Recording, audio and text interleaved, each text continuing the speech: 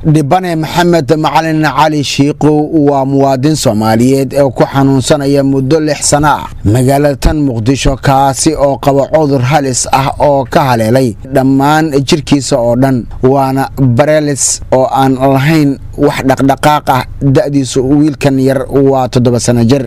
Maxamed waa wiil yar oo hadda ku xanuunsanaya magaalada Muqdisho waana ruux naafa ah oo aan socon karin wuxuuna ka soo jeedaa qoys sabool ah Macalin Cali Shiiqo oo ah aabaha dhalay wiilkan yar ayaa ka codsaday dawladda federaalka Soomaaliya iyo bulshada Soomaaliyeed inay ka caawiyaan sidii ay ugu heli lahaayeen wiilkan yar adeeg caafimaad oo dibadda ah maadaama dalka gudihiisa aan waxba looga qaban karin sida ay sheegeen qaar ka mid ah dhaqaatiirta Soomaaliyeed iyaguna aysan awoodin inay u qaadaan wiilkooda caafimaad dibadda wiilkani wuxuu xanuunsan yahay 6 sano ayuu xanuunsan yahay 7 sano una jiraa 1 sano wuu caafimaad qabay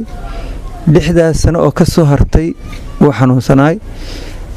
cudur la yiraahdo marjaajis ah ku dhacay meel walba waa la geeyay dhakhtar kasta waa loo geeyay meel kasta la tagay wax alla wixii aan hayay waa ku dhameeyay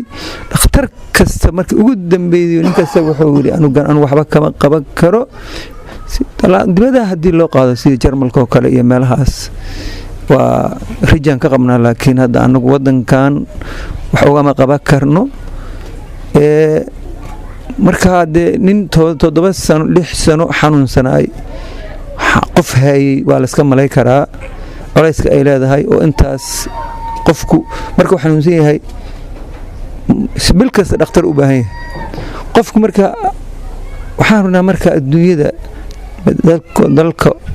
islaamka ama dawladda madaxweynaha u horeeyo baarlamaanka golihiisa wasiirada gudoomiyaha gobolka islaamka ama dal ha joogan ama dibad ha joogan ee qurba joogta ganacsatada maamul goboleedyada kulli waxaan ka codsanaynaa anigu 6 sano aan cunugaas aabihiisahay